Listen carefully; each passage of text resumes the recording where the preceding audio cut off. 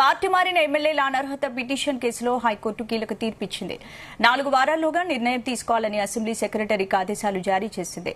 ఎమ్మెల్యేల అనర్హత పిటిషన్లను speaker ముందుంచాలని assembly కార్యదర్శిని ధర్మాసనం ఆదేశించింది.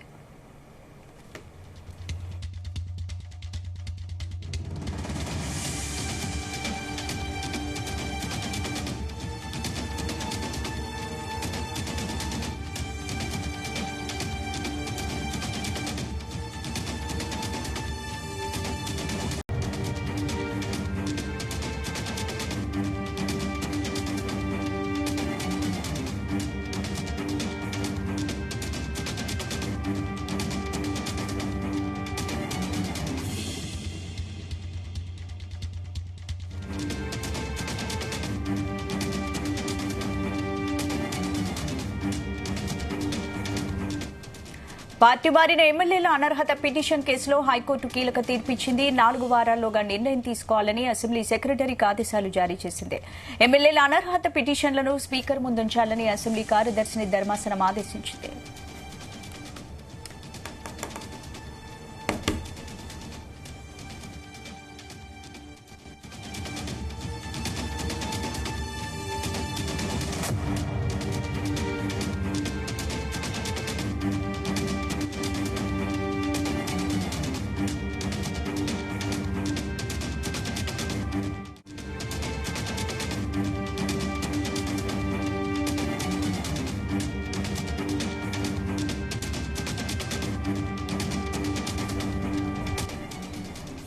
ఇదే అంశానికి సంబంధించి పూర్తి అప్డేట్స్ మా క్రైమ్ బ్యూరో చీఫ్ రవితేజ అందిస్తారు. రవితేజ. పడి కౌశిక్ రెడ్డి, వివేకానంద గౌడ్ వేసినటువంటి పిటిషన్ లో ఈ రోజు హైకోర్టులో విచారణ జరిగింది.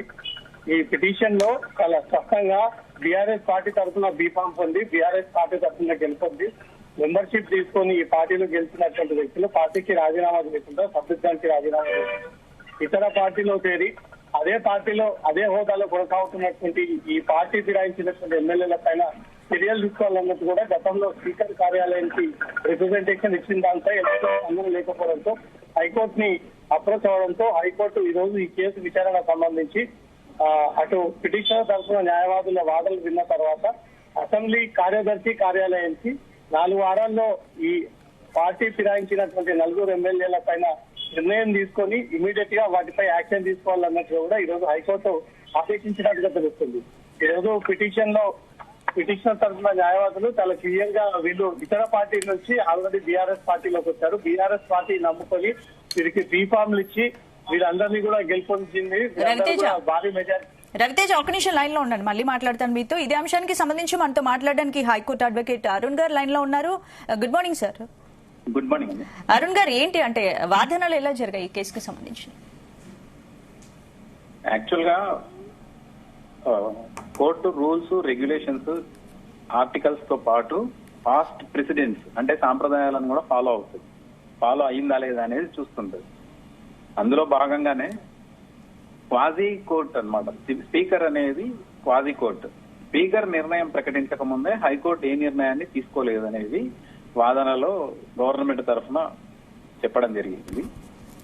మొదట ప్రయారిటీ స్పీకర్ గది ఇవ్వాల్సింది. స్పీకర్ నిర్ణయం తీసుకోని పక్షంలో కోర్ట్స్ ఇంటర్ఫియర్ అయితే ఒకరు జ్యూరిస్డిక్షన్ లో ఒకరు ఇంటర్ఫియర్ అవడానికి అవకాశం లేదు. కాబట్టి nothing is new.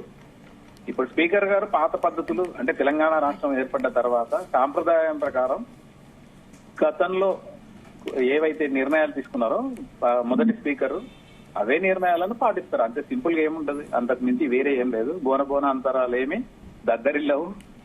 It's nothing new in this order. అంటే మేము ఆయన పరిధిలోకి మేము రాలేమని చెప్పి కేవలం సెక్రటరీకి మాత్రమే ఆదేశాలు జారీ చేసింది. స్పీకర్ కాదు కదా ఆదేశాలు ఇచ్చింది. స్పీకర్ నిర్ణయానికి వదిలేయడం జరిగింది. స్పీకర్ నిర్ణయం ప్రకటించినప్పుడు సుమోటో కొన్ని వందల కేసులు పెండింగ్ లో ఉంటాయి. జస్ట్ పిటిషనర్ కి ఐలాషెస్ కొరకు చెప్పినట్టే తప్ప nothing is new in this order. Party మారిన ఎమ్మెల్యేల అనర్హత పిటిషన్ కేసుకు సంబంధించి మరి 4 వారాల్లోగా నిర్ణయం తీసుకోవాలని సెక్రటరీకి ఆదేశాలు జారీ చేసింది. కాబట్టి మరి అంటే ఎలాంటి నిర్ణయం తీసుకుంటే అవకాశాలు ఉంటాయి? స్పీకర్ ఇదే నిర్ణయాన్ని సెక్రటరీ స్పీకర్ కు నివేదిస్తారు. స్పీకర్ అదే గతంలో ఏవైతే సాంప్రదాయాలను తెలంగాణ అసెంబ్లీ పాటించిందో అదే అసెంబ్లీ సాంప్రదాయాల ప్రకారం వాళ్ళకు నోటీసులు ఇవ్వడం జరుగుతుంది. వాళ్ళు స్పీకర్ కి తమ ఎక్స్ప్లెనేషన్ ఇవ్వడం జరుగుతుంది. ఎక్స్ప్లెనేషన్ స్వీకరించే పద్ధతిలో సమయంలో మేము ఉన్నాం కాబట్టి వీఆర్ ఎట్ థ్రెషోల్డ్ అని చెప్పే అవకాశాలు ఉంటాయి. అంటే స్పీకర్ కూడా ఉన్నపళంగా నిర్ణయం తీసుకోలేరు కదా. కోర్టు అంటే హియరింగ్ బోత్ సైడ్స్. ఫిర్యాదు బీఆర్ఎస్ పార్టీ నుంచి వచ్చింది. ఫిర్యాదు ఎవరి మీద అయితే ఫిర్యాదు చేసినో బీఆర్ఎస్ ఎమ్మెల్యేలుగా చెప్పబడుతున్న 4 ఎమ్మెల్యేల ఎక్స్ప్లెనేషన్ ని స్పీకర్ వినాల్సిన అవకాశం అయితే ఉంటుంది కదా, అవసరం ఉంటుంది ఖచ్చితంగా. ఒక నిర్ణయాన్ని ప్రకటించడానికి రెండు వైపులా వినకుండా ప్రకటించడానికి ఇది కోర్టు మార్షల్ కాదు. అంటే సైన్యంలో నిర్వహించే కోర్టు కాదు ఇది. సైన్యంలో కేవలం అలిగేషన్స్ మాత్రమే స్వీకరించి దాని మీద యాక్షన్ తీసుకుంటారు. కోర్టులో ఆ విధంగా కాదు. వాది ప్రతివాదుల మాటలు విన్న తర్వాత క్వాజీ కోర్టు, స్పీకర్ కూడా క్వాజీ కోర్టు, అంటే సగం కోర్టు అన్నట్టు. ఆయన పరిధిలోకి చొప్పించుకొని పోలేదు కోర్టు కూడా. ఒక లక్ష్మణరేఖ ఉంటుంది అది ఖచ్చితంగా స్పీకర్ కి నివేదించిన స్పీకర్ గారు పర్సీవ్ చేస్తున్నారు ఈ మ్యాటర్ ను. ఎమ్మెల్యేలకు నోటీసులు ఇవ్వడం జరిగింది. పార్టీలకు కూడా, అంటే ఇప్పుడు ప్రతివాదికి తో పాటు వాదికి కూడా నోటీసులు ఇవ్వాల్సిన అవసరం ఉంటుంది. నాకు హైకోర్టు నుంచి ఉత్తర్వులు వచ్చినాయి, స్పీకర్ నిర్ణయాన్ని తెలపమని చెప్పి వచ్చినాయని చెప్పి వాదిని ప్రతివాదిని ఇద్దరిని విచారించాల్సిన అవకాశం స్పీకర్ కు ఉంటుంది. స్పీకర్ జ్యూరిస్డిక్షన్ ను కోర్టులు అతిక్రమించజాలవు. There is a jurisdiction. High court cannot interfere into the description of speaker. 4 వారాలు అనేది ఐలాష్ మాత్రం కేవలం. అంటే ఏంటి, మొదట ఈ విషయాన్ని స్పీకర్ ముందే ఉంచారు కదా, మరి స్పీకర్ అప్పుడు పెద్దగా పట్టించుకోలేదు. మళ్ళీ ఇప్పుడు ఎమ్మెల్యేల అనర్హత పిటిషన్ స్పీకర్ ముందు ఉంచాలని ధర్మాసనం ఆదేశించింది కదా. మళ్ళీ ఆయన కూడా జడ్జి కదా, ఆయన నిర్ణయం ఆయన తీసుకుంటారు. ఆయన చేసింటారు. ఆల్రెడీ నోటీసులు ఇవ్వడమా, నోటీసులకు ఎక్స్ప్లెనేషన్ అడగడమా, ఇది ఆయన ముందు పెండింగ్ ఉండి ఉంటుంది. ప్రొసీజర్ అనేది పెండింగ్ ఉంటుంది. వీళ్ళ ఫిర్యాదు ఏ విధంగా మేము స్పీకర్ కార్యాలయానికి మేము ఇవ్వడం జరిగింది అని ఏ విధంగా ఫిర్యాదు చేసిండ్రో, హైకోర్టులో రిట్ దాఖలు చేసిండ్రో ఆర్టికల్ 226 కింద, అదే భాగంగా దాని మీద ప్రొసీజర్ ఫాలో అయి ఉంటారు. ఒక డేట్ అనేది ఖచ్చితంగా ఉండి ఉంటది అక్కడ కూడా. అదే నిర్ణయాన్ని, అదే విషయాన్ని కోర్టుకు నివేదిస్తుంది స్పీకర్ కార్యాలయం. Right, thank you Arun garu. Raviteja, please continue. Raviteja, speaker కార్యాలయం దీనిపైన నిర్ణయం తీసుకోవాలంటూ కూడా కోర్టు ఆదేశించింది. 4 వారాల్లోపు నిర్ణయం ఖచ్చితంగా స్పీకర్ కార్యాలయం తీసుకోవాల్సి ఉంటుంది. స్పీకర్ కార్యాలయ కార్యదర్శికి ఈ నోటీసులు అందజేస్తామంటూ కూడా హైకోర్టు ఇప్పటికే ఈ ఆదేశాలు కూడా జారీ చేసింది.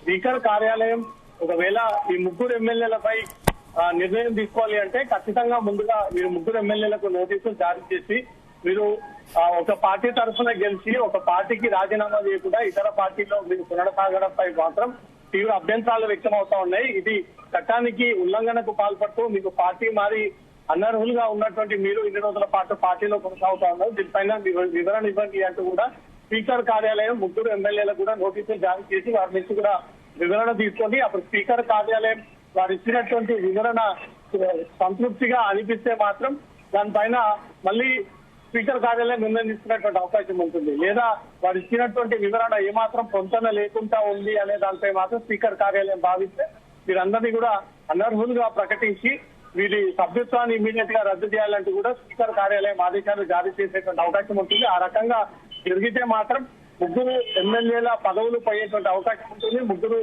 అనర్హులుగా ప్రకటించేటువంటి అవకాశం ఉంటుంది. 3 కాన్స్టిట్యున్సీలో కూడా మళ్ళీ ఎన్నికలు జరిగేటువంటి అవకాశం ఉంటుంది.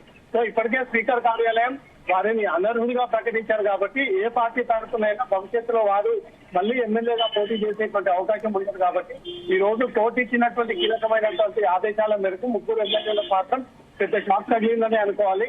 మొట్టమొదటిసారి ప్రత్యేక రాష్ట్రం ఏర్పడిన తర్వాత ఒక పార్టీకి చెందినటువంటి 3 ఎమ్మెల్యేల విషయంలో కోర్టు స్పష్టమైనటువంటి నిర్ణయాన్ని తీసుకోవాలంటూ స్పీకర్ కార్యాలయానికి ఆదేశించింది.